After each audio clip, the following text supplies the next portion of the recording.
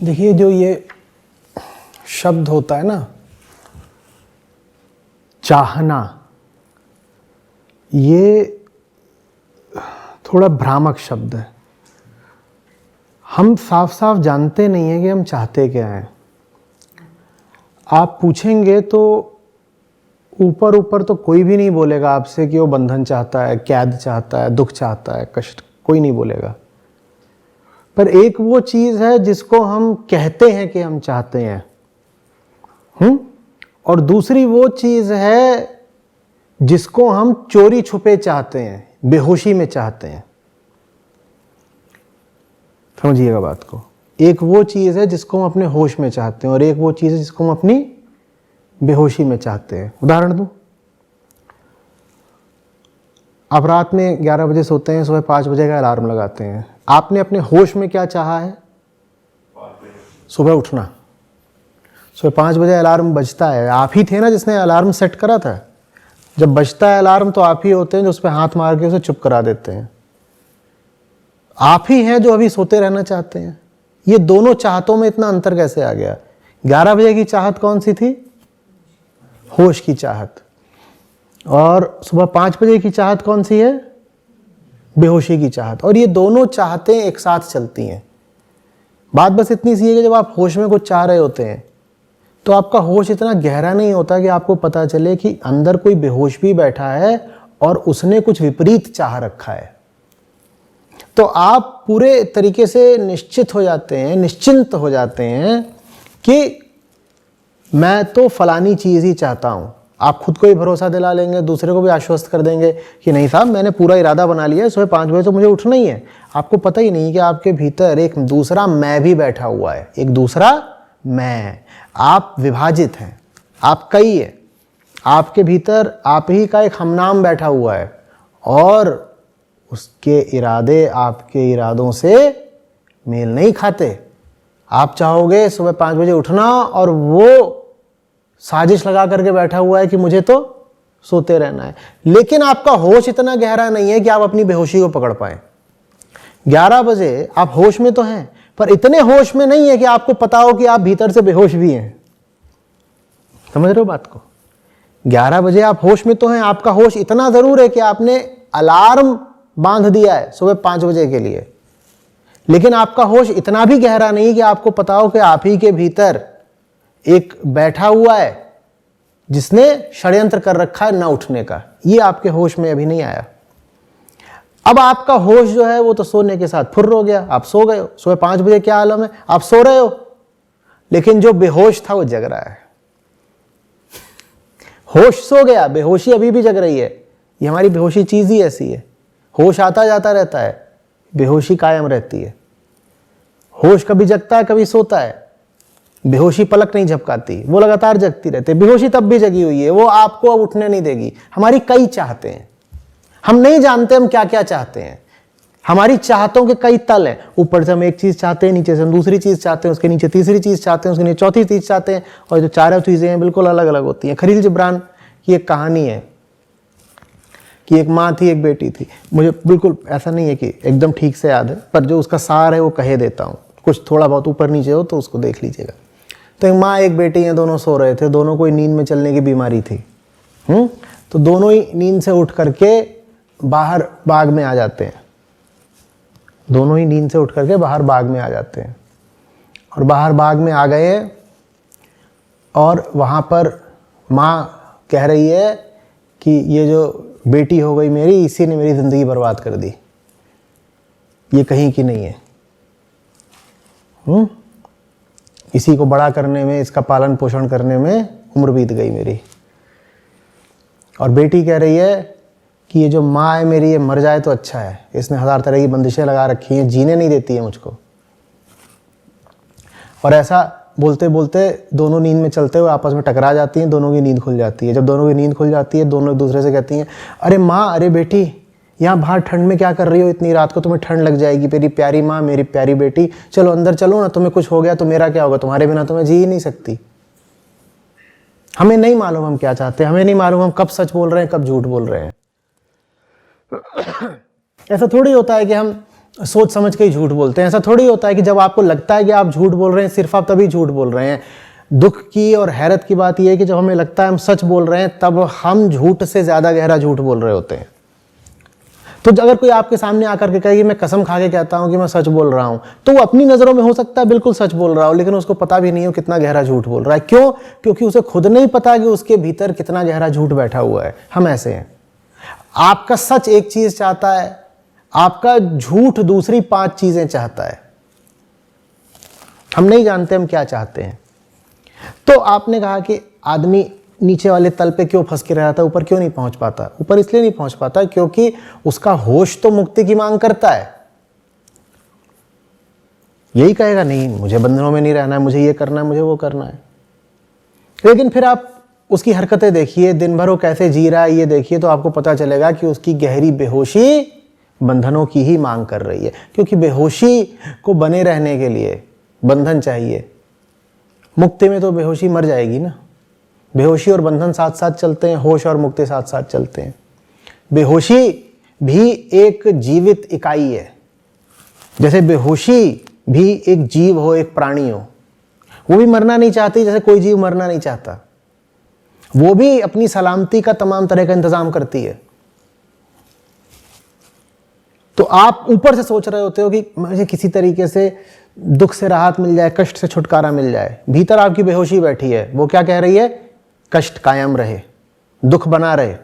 क्योंकि कष्ट और दुख बेहोशी के साथ चलते हैं। कष्ट और दुख रहेंगे तो बेहोशी भी रहेगा। कष्ट और दुख बिल्कुल मिट गए, बंधन हट गए तो बेहोशी छुपेगी कहाँ?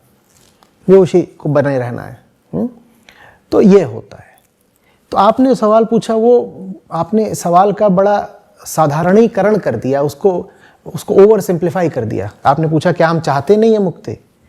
आप एक थोड़े ही हैं। ये जो मैं है ये तो किसी मुक्त पुरुष में एक हो पाता है, वरना आम आदमी का जो मैं होता है वो जबरदस्त रूप से खंडित होता है।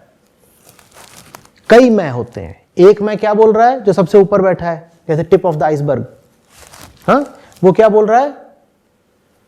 क्या बोल रहा है? मुक्ति। और जो बाकी सब कुछ है पानी से नीचे 8/9, वो क्या बोल रहा है? बंधन चाहिए, बंधन बना के रखने हैं। खेद की बात यह है कि हमारी भी हस्ती का बस उतना ही हिस्सा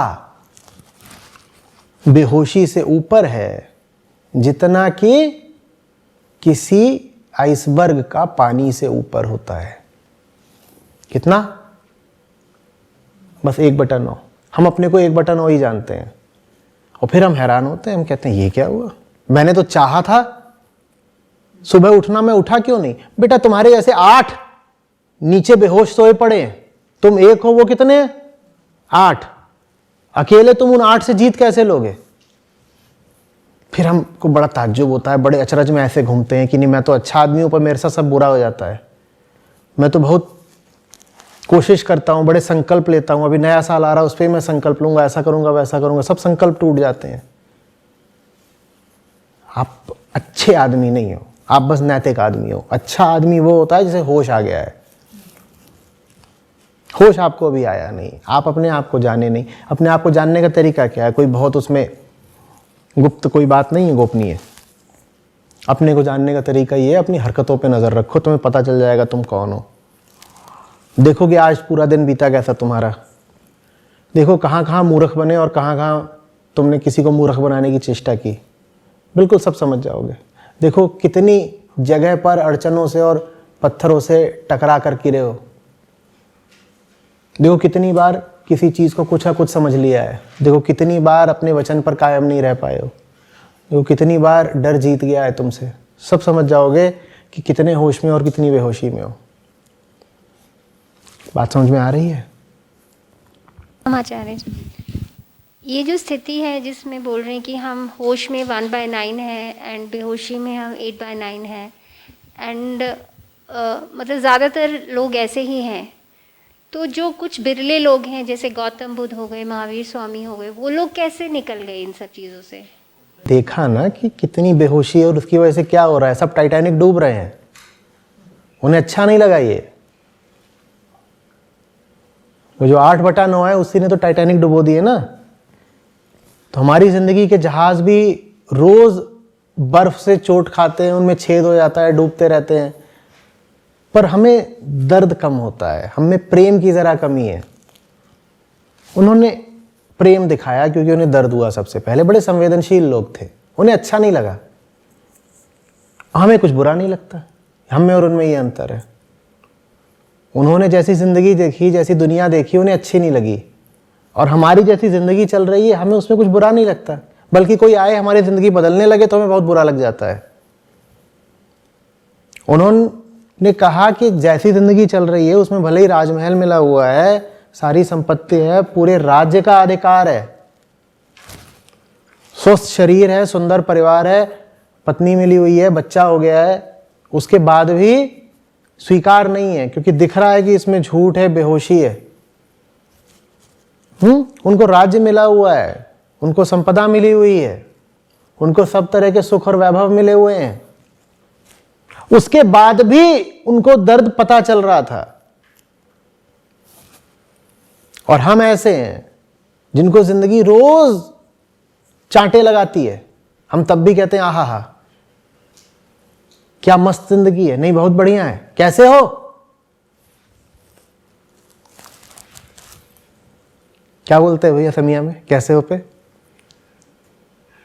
क्या बोलते हैं बताओ। हाँ, तुम जाकर के राजकुमार सिद्धार्थ से पूछते जब वो महल में थे, कैसे हो सिद्धार्थ, वो बोलते मैं बहुत अच्छा हूं, मस्त हूं, बोलते क्या? उनमें और हम में ये अंतर है। हम बहुत मस्त लोग हैं, वो मस्त नहीं थे। हम मस्त नहीं हैं, हम लतखोर हैं। क्या है लतखोर? समझते हो? जैसे लात खाने की आदत पड़ गई हो।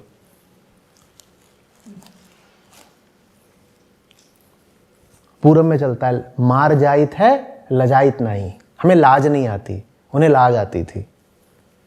हमें रोज जिंदगी लाते मारती है पर हमें लाज नहीं आती, उन्हें लाज आती थी। ये अंतर है। उन्होंने कहा अब नहीं स्वीकार है, उन्होंने ना बोला। हमारी ना बोलने में जान जाती है, बिल्कुल हम सिहर जाते हैं। ना कैसे बोल दें, ये जो छोटी मोटी सुख सुविधाएं मिली हुई हैं छिन जाएंगी। वहां उनको बड़ी से बड़ी सुविधाएं मिली हुई थी, उन्होंने तब भी ना बोल दिया। और हमको ये टुच्ची सुविधाएं मिली हुई हैं, हमसे इन्हीं का लोभ संवरण नहीं होता।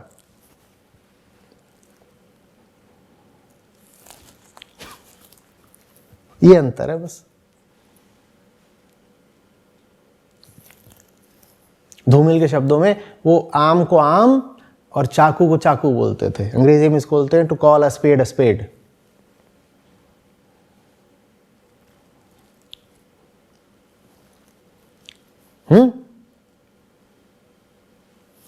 हम चाकू को क्या बोलते हैं? ये चाकू थोड़ी है, तो गुलाब का फूल है।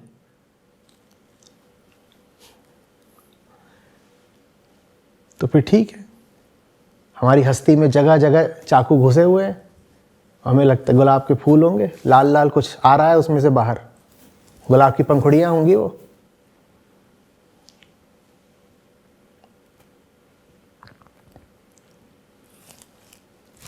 झूठ समझ में ना आ रहा हो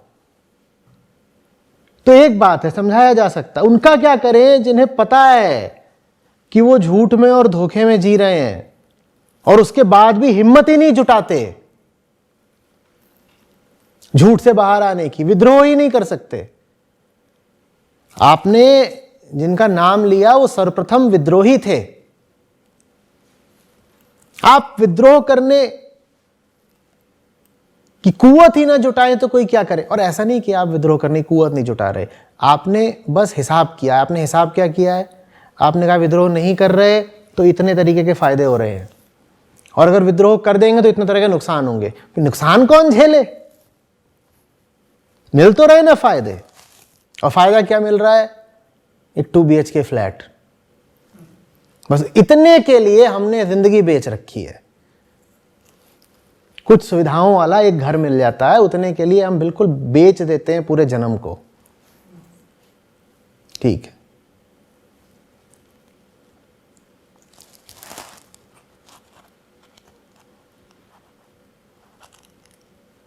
तो महल क्या रहा होगा, 50 BHK तो रहा होगा कम से कम, नहीं? बस यही अंतर है उनमें और हम में। वो 50 BHK को लात मारने को तैयार थे, हमसे 2 BHK नहीं छोड़ा जाता।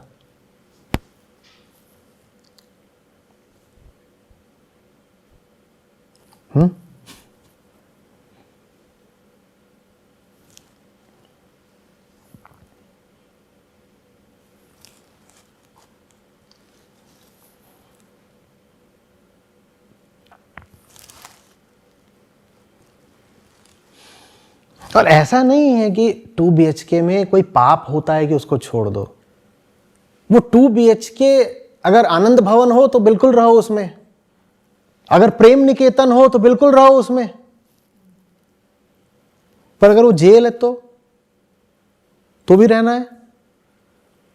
घर में कोई बुराई नहीं, मैं कौन होता हूं कहने वाला कि घर से बाहर निकलना ही है, सड़क पे घूमो। पर वो जो दीवारें हैं वो वास्तव में क्या हैं आपके लिए, आप जानना नहीं चाहते क्या? चाहे वो घर हो, दफ्तर हो, जो भी हो, दुकान हो आपकी, जो भी हो, जिस जगह पर आप हो वो जगह है क्या आपके लिए?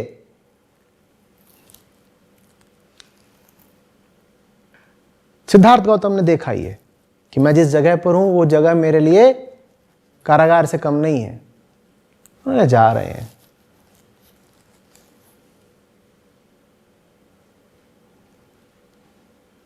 रूपवतियों में रूपवती उनकी पत्नी थी। कहते हैं पिता को पहले ही आशंका थी कि ये भागेगा, बेटा तुम्हारे लक्षण हमें कुछ ठीक नहीं लगते, तो उन्होंने पहले ही इंतजाम कर दिया पुख्ता। बोले जो सबसे रूपवती हो उसको लेके आओ, उससे इसको ब्याह देंगे। वो ब्याह दिया, जल्दी से बच्चा भी हो गया। वो तब भी निकल लिए, बोले कोई बात नहीं। और हमें क्या मिला हुआ हम भली भांति जानते हैं, हम तब भी नहीं निकल पाते।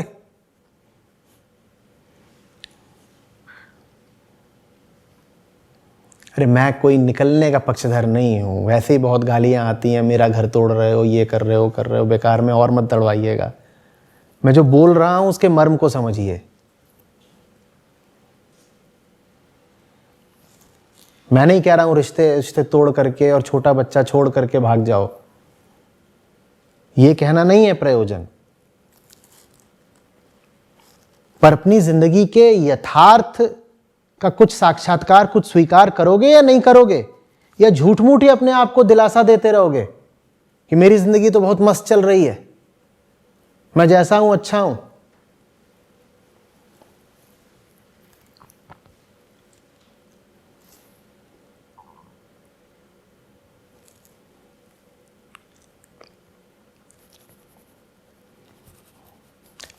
समझ नहीं रहे या सहमत नहीं है?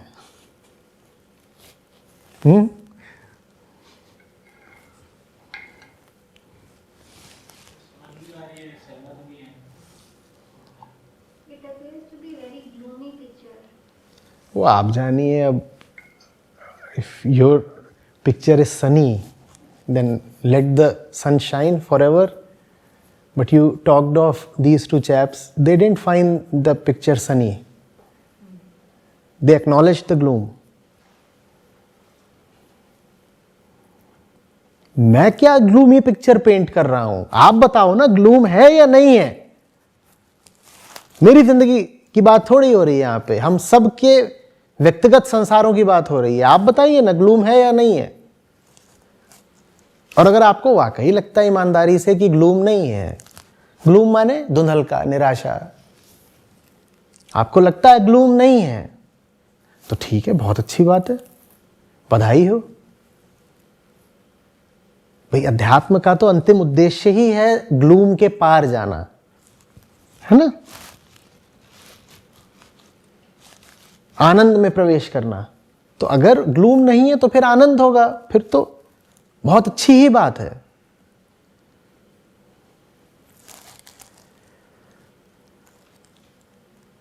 लेकिन मैं पूछना चाहूंगा, ग्लूम नहीं है या हिम्मत नहीं है?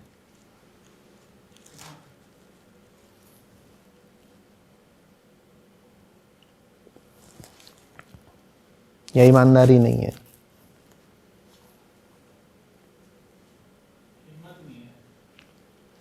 आप जानो, आपकी जिंदगी है।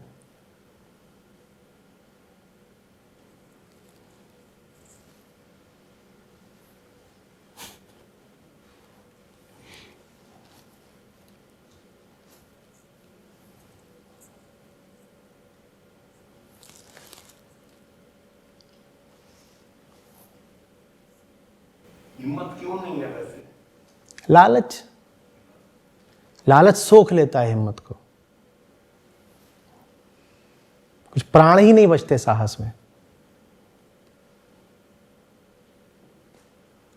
आप कभी देखना, आप किसी से मुकाबला करने को बिल्कुल उद्यत हुए जा रहे हो, ठीक है, तो तभी कोई पीछे से आकर के बोल दे कि छोड़ दो, ना लड़ो, इधर ऐसे आ जाओ, इतने लाख का फायदा हो जाएगा। अब आप के मुक्के में वो जान नहीं रह जाएगी।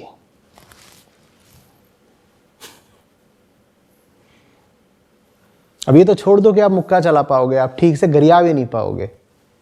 उधर लालच खड़ा कर दिया गया ना पीछे। इसीलिए फिर जिनसे विद्रोह कराना होता है, उनके लालच के सारे रास्ते बंद कर दिए जाते हैं। सेनापतियों को जब अपने सैनिकों को बिल्कुल ठेल देना होता था मुकाबला करने के लिए, तो मालूम है ना क्या कहते थे? वो कहते थे, अगर पीछे आओगे तो ये तो छोड़ ही दो कि तुम्हें कुछ मिलेगा। ये तलवार मेरी तैयार है, जो भी मैदान छोड़ के आ रहा है सबसे पहले मैं उसका सर काटूंगा। पीछे लालच नहीं बचना चाहिए, तब तुम आगे मुकाबला करते हो। हमें पीछे लालच बहुत है, तो आगे हम क्यों मुकाबला करें, क्यों हिम्मत दिखाएं? बात समझ रहे हो ना? विकल्प ही विकल्प हैं, ऑल्टरनेटिव्स बहुत ज्यादा हैं। हजार दरवाजे हैं सुविधाओं के जिन्हें हम खटखटा सकते हैं। अच्छा चलो ठीक है, ऐसे कर लेते हैं, वैसे कर लेते हैं, ऐसे कर लेते हैं। महावीर होने के लिए, बुद्ध होने के लिए विकल्पों के सारे द्वार बंद करने पड़ते हैं, या ये जान लेना पड़ता है कि वो सारे द्वार अंधी दीवारों में खुलते हैं। आप बताओ ना, आप कैसे आगे बढ़ोगे अगर पीछे आपको बहुत सारे अभी सुख के विकल्प नजर आ रहे हो? और बढ़ोगे भी आगे तो आपके कुछ गर्मी नहीं रहेगी, कुछ जान नहीं रहेगी आपकी चढ़ाई में, आपकी चुनौती में।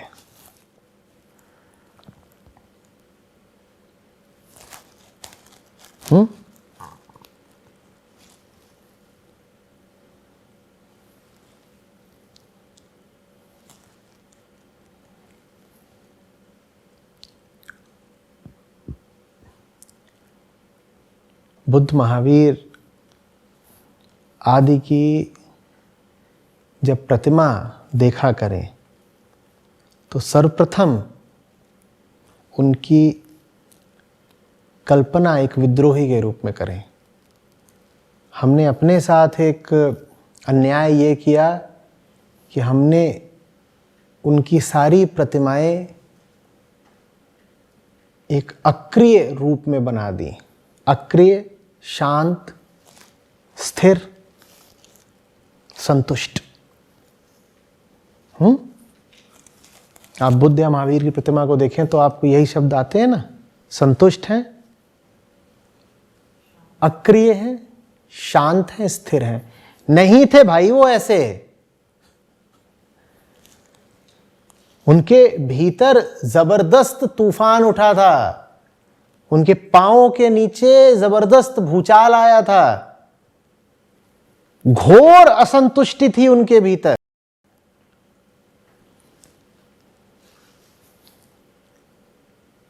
जबरदस्त सक्रियता दिखाई थी। नंगे पांव पूरा उत्तर भारत उन्होंने नाप डाला था। हम उनको ऐसे दिखाते हैं कि बिल्कुल जैसे जीवन में कुछ करना नहीं है, वो आसन मार करके और आशीर्वाद देने की मुद्रा में बैठ गए हैं। वो ऐसे थे कहीं? ऐसे नहीं थे। वो परम विद्रोही थे। मुझे इंतजार रहेगा बुद्ध की उस छवि का, उस प्रतिमा का, जिसमें उनकी आंखों में विद्रोह के, क्रोध के, क्षोभ के लाल डोरे हों रक्तिम। एक तमतमाया हुआ चेहरा बुद्ध का, मैं वो देखना चाहता हूं, क्योंकि बुद्ध ऐसे ही थे। वो तो हमने अपने आप को सांत्वना देने के लिए, बल्कि धोखा देने के लिए एक बिल्कुल जड़ से बुद्ध की प्रतिमा बना दी है। उन्हें देख के ऐसा लगता है कि ये खाने के लिए भी नहीं उठते होंगे, ऐसे ही बैठे रहते होंगे। खाना भी खा रहे होते होंगे तो एक हाथ आशीर्वाद ही देता होगा।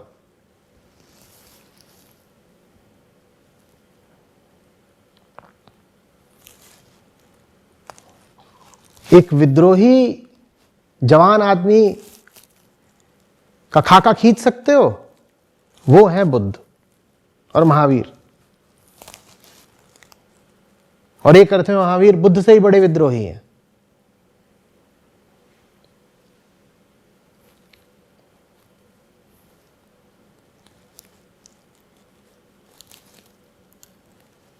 पर ये हमसे होगा ही नहीं। हम कल्पना भी नहीं कर पाएंगे कि बुद्ध का चेहरा तमतमाया हुआ है, या बुद्ध क्षोभ में है, या रुष्ट है, या तनाव में है, या द्वंद्व में है। ये हमसे कल्पना भी नहीं होगी। हम तो बस उनकी आखिरी तस्वीर पकड़कर बैठ गए हैं कि बोधि वृक्ष के नीचे बैठे हुए हैं, सारी खोज समाप्त हो गई है, मंजिल मिल गई है, देवता पुष्प बरसा चुके हैं। उस छवि से हमें क्या मिलना है? वो छवि हमारे किस काम की? हम तो बुद्ध की विकास प्रक्रिया देखना चाहते हैं। हम तो देखना चाहते हैं the making of the Buddha, और वो हमें दिखाई नहीं जाती, बल्कि हम खुद ही उसको देखने से आंखें फेर लेते हैं। क्योंकि अगर वो देख लिया तो फिर हमें भी विद्रोह करना पड़ेगा ना। क्योंकि एक बिंदु पर तो बुद्ध बिल्कुल हमारे जैसे थे। एक बिंदु पर तो सिद्धार्थ बिल्कुल आपके हमारे जैसा था, और वही सिद्धार्थ उठ करके बन जाता है शाक्य मुनि, बुद्ध बन जाता है।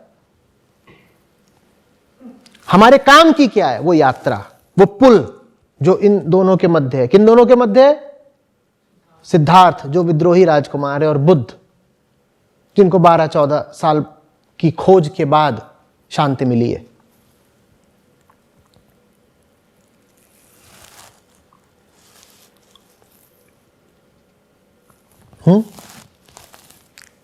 हरमन हेस का लघु उपन्यास है सिद्धार्थ, पढ़ें, अच्छा लगेगा। राम अलग है बिल्कुल बुद्ध से। और नहीं, राम भी क्यों अलग है? देखिए, कोई अलग नहीं हो सकता।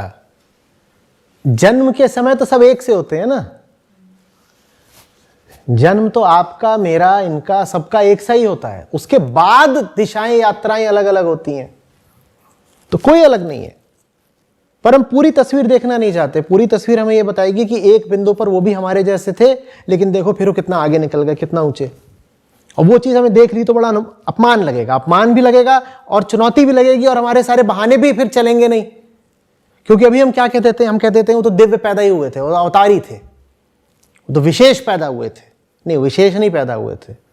वो भी जैसे आप पैदा हुए हो वैसे ही वो भी पैदा हुए थे। जिन द्वंद्वों से आप गुजरते हो, जो तनाव, जो कष्ट आप झेलते हो, उन्हीं से वो भी गुजरे। जीवन ने जो रुख आपको दिखा रखे हैं, वही चेहरे उन्हें भी दिखाए थे, लेकिन फिर उन्होंने निर्णय दूसरे लिए, आपने निर्णय दूसरे लिए। अंतर निर्णयों का है, अंतर जन्म का नहीं है। जन्मजात रूप से और श्रेष्ठ नहीं थे। जन्मजात रूप से तो सब पशु ही पैदा होते हैं। उसके आगे की कहानी तो हम तय करते हैं ना। हमारे जीवन में हम कैसे निर्णय ले रहे हैं, किधर को मुड़ रहे हैं। जिंदगी जब परीक्षा ले रही है तो हमारा प्रतिसाद क्या है?